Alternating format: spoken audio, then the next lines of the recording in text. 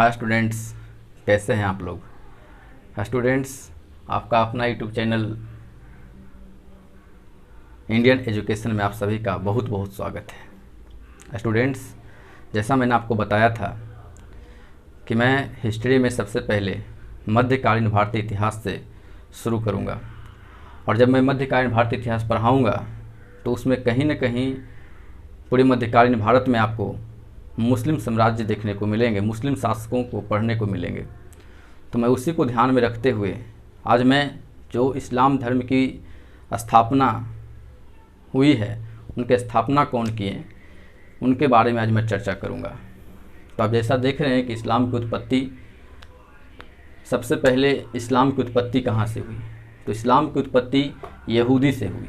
यहूदी दो भागों में बटा, एक ईसाई धर्म और एक इस्लाम धर्म। तो जिस तरह से सनातन धर्म, जैसा कि आप जानते हैं, सबसे पुराना धर्म है, और सनातन धर्म से ही हिंदू, शैव, जैन, बुद्ध आए। जो बुद्ध को मानने लगे वो बौद्ध कहलाएं, जो जैन को मानने लगे वो जैनिज्म कहलाएं, जो लोग शिव को माने वो शैव कहलाएं, जो लोग विष्णु को माने वो वैष्णव कहलाएं। तो उसी तरह से यहूदी में दो भागों में बटा, एक ईसाई धर्म और एक इस्लाम धर्म।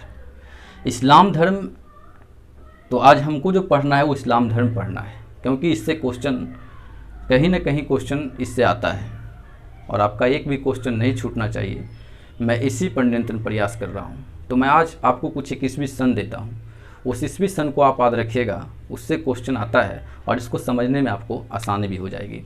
जैसे एक जो है, एक याद रखिएगा 570 ईस्वी, दूसरा याद रखिएगा 610 ईस्वी, और तीसरा याद रखिएगा 622 ईस्वी, और चौथा जो याद रखिएगा वो 632 ईस्वी। ये चारों आपको याद रखना है, क्योंकि ये बहुत इम्पोर्टेंट है और क्वेश्चन यहाँ से आते हैं और ये आपको इसमें काम भी देंगे। तो मैं यहाँ पर लिख दिया हूँ, इसको आप याद रखिएगा। याद करने का आसान तरीका है, 570 ईस्वी पहले आप याद रखिएगा, 40 साल के बाद 610 ईस्वी और 622 ईस्वी, ठीक इसके 12 साल के बाद और 10 साल के बाद 632 ईस्वी। तो जो 510, 570, 610, 622, 632 याद रखिएगा। इसका कहाँ यूज होगा और ये कितना इम्पोर्टेंट है, ये आपको इसको पढ़ने के बाद समझ में आ जाएगा। तो यहाँ तक मैं बताया था कि यहूदी दो भागों में बटा, एक ईसाई धर्म, एक इस्लाम धर्म। इस्लाम धर्म के संस्थापक हजरत मोहम्मद साहब थे। तो याद रखिएगा कि इस्लाम धर्म के जो संस्थापक थे वो हजरत मोहम्मद साहब थे, और हजरत मोहम्मद साहब का जन्म 570 ईस्वी में मक्का में हुआ था। इनके पिता का नाम अब्दुल्ला और माता का नाम अमीना था। तो ये तीन चीज़ें पहले ऐसे याद रखिएगा। इस्लाम धर्म के संस्थापक या मुस्लिम धर्म के संस्थापक हजरत मोहम्मद साहब थे। हजरत मोहम्मद साहब का जन्म 570 ईस्वी मक्का में हुआ था, और इनके माता का नाम अमीना और इनके पिता का नाम अब्दुल्ला था। इनकी पत्नी का नाम खदीजा, और इन्हें ज्ञान की प्राप्ति जो हुई थी वो 610 ईस्वी में हीरा गुफा में हुई थी। तो इनका जन्म 570 ईस्वी में हुआ था और ज्ञान की प्राप्ति 610 ईस्वी में, यानी कि 40 साल में इन्हें ज्ञान की प्राप्ति हुई थी हीरा गुफा में, जो मक्का में है। उसके बाद इनकी पुत्री का नाम फातिमा और इनके दामाद का नाम अली था। मृत्यु इनकी 632 ईस्वी में हुई थी। तो मृत्यु इनकी 632 ईस्वी में हुई थी, और कहाँ, तो मदीना में ही इनको दफनाया गया था। तो ये इसको याद रखिएगा। मैं एक टेबल जैसा इसको मैं बना करके इसको मैं लिखा हूँ, तो इसमें से इसलिए याद रखना है कि क्वेश्चन इससे आता है, और इससे आप इसको दिमाग में रखिएगा। संस्थापक हजरत मोहम्मद साहब, जन्म 570 ईस्वी मक्का, पिता अब्दुल्ला, माता अमीना, पत्नी खदीजा, ज्ञान की प्राप्ति 610 ईस्वी हीरा गुफा में, पुत्री फातिमा, दामाद अली, मृत्यु 632 ईस्वी में मदीना में दफनाए गए थे। एक चीज़ यहाँ याद रखिएगा, इब्न इसाक जो थे, मैंने यहाँ पर लिखा हुआ हूँ मैं, देखिए इब्न इसाक ने सर्वप्रथम पैगंबर साहब का जीवन चरित्र लिखा। क्वेश्चन आता है कि मोहम्मद पैगंबर साहब का जीवन चित्र लिखने वाले पहले व्यक्ति कौन थे, तो वो इब्न इसाक थे। इनको याद रखिएगा। मोहम्मद साहब के जन्मदिन पर ईद ए मिलाद उन नबी पर्व मनाया जाता है। ईद ए मिलाद उन नबी, ईद ए मिलाद उन नबी पर्व जो मोहम्मद साहिब के जन्मदिन पर मनाया जाता है। यहाँ से भी क्वेश्चन आता है कि ईद ए मिलाद उन नबी पर्व किनके जन्मदिन पर मनाया जाता है, तो मोहम्मद हजरत साहिब के जन्मदिन पर ईद ए मिलाद उन नबी मनाया जाता है। तो इस चीज़ को आपको मुझे आशा ऐसा है कि आप बिल्कुल इसको समझ गए होंगे और बहुत कुछ याद भी हो गया होगा। तो इसलिए देखिए इसमें कितना इंपॉर्टेंस आया। 570 ईस्वी, 610 ईस्वी, 632 ईस्वी का यूज हो चुका है। 570 में जन्म हुआ था, 610 में ज्ञान की प्राप्ति हुई थी और 632 ईस्वी में इनकी मृत्यु हुई थी। बचा एक 622 ईस्वी। तो आप एक चीज़ और इसके पहले याद रखिए कि इस्लाम की स्थापना 7वीं शताब्दी में होती है। 7वीं शताब्दी जब इन्हें ज्ञान की प्राप्ति होती है 610 ईस्वी में, तो 600 से लेकर 700 का जो पीरियड होता है, जो ईस्वी होता है, वो 7वीं शताब्दी होता है। तो इसलिए इस्लाम की स्थापना 7वीं शताब्दी से माना जाता है। 7वीं शताब्दी में इस्लाम की स्थापना हुई थी। 622 ईस्वी में मोहम्मद साहिब 622 ईस्वी में 2 घटनाएं हुई। एक तो हजरत मोहम्मद साहिब जो थे वो मक्का से मदीना गए और मक्का से मदीना जाने के क्रम को, मक्का से मदीना जाने की यात्रा को हम लोग कहते हैं हिजारत कहा जाता है। मुस्लिम धर्म में, इस्लाम में उसे हिजारत कहा जाता है। और जो मुस्लिम धर्म या इस्लाम धर्म का जो संवत चला, हिजरी संवत, वो 622 ईस्वी से ही चला। तो हिजरी संवत 622 ईस्वी से ही चला था और हिजारत 622 ईस्वी जब मोहम्मद साहिब मक्का से मदीना गए तो उसे हिजारत कहते हैं। ये 2 घटनाएं 622 ईस्वी में हुई थी।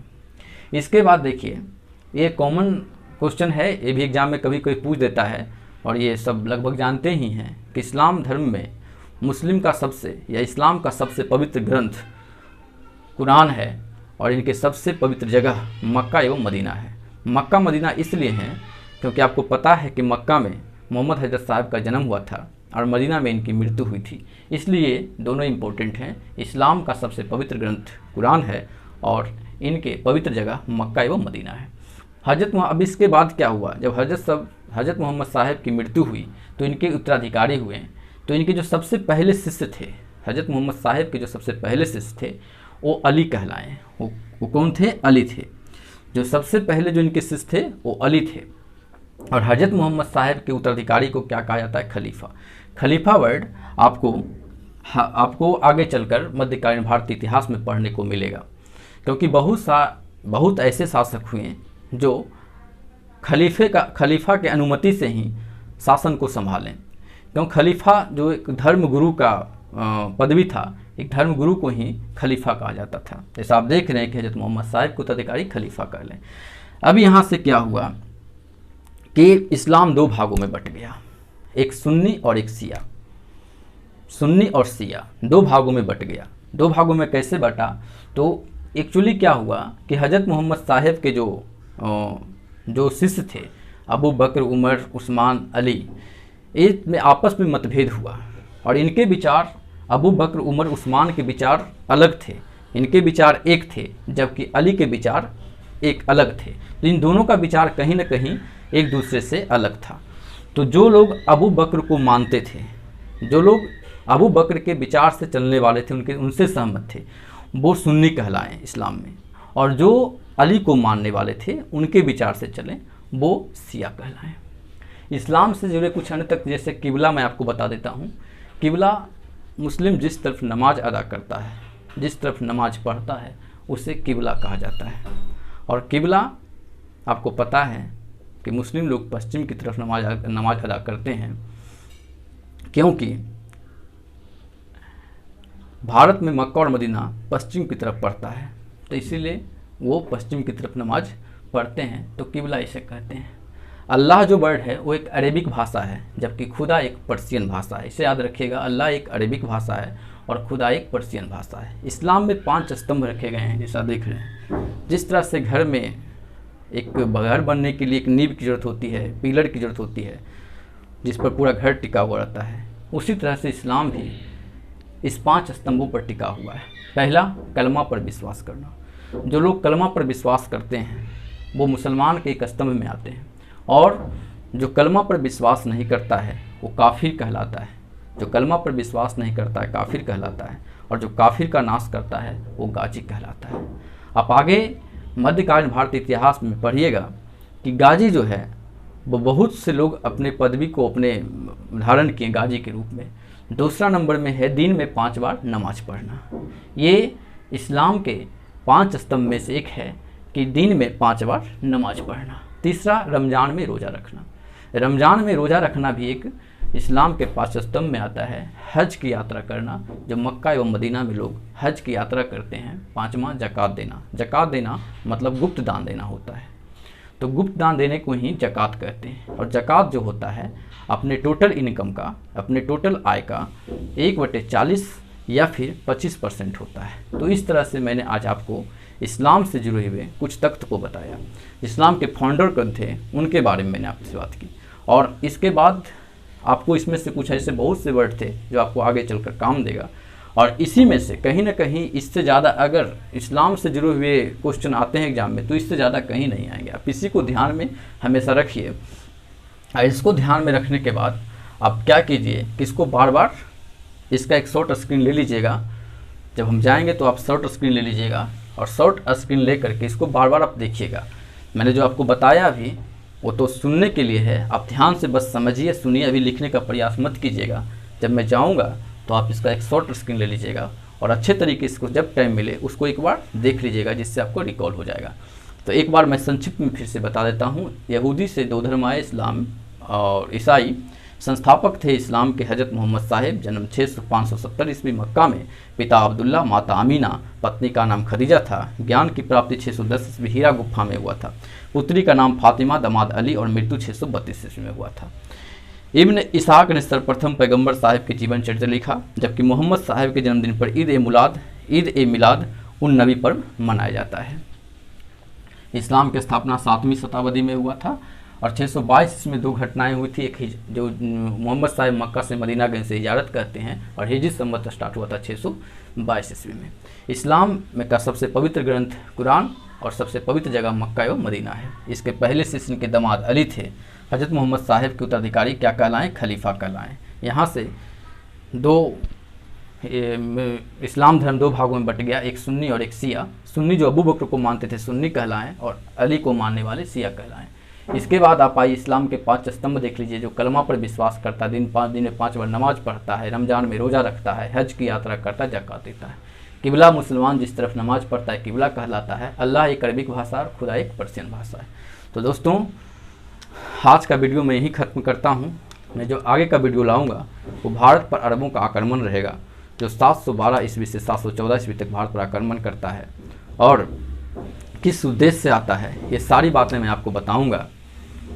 अभी फ़िलहाल इसको बढ़िया से याद कर लीजिएगा और अच्छे से एग्ज़ाम की तैयारी कीजिए, क्योंकि मेरी ही शुभकामना है और मेरा ही विश्वास कि मैं जो बताऊंगा बहुत मेहनत करके मैं बता रहा हूँ आप लोगों को। इसको ठीक से देखिएगा, समझिएगा। तो अगर वीडियो मेरा अच्छा लगे तो आप इंडियन एजुकेशन चैनल को लाइक, सब्सक्राइब और शेयर ज़रूर कीजिएगा। जय हिंद बच्चों।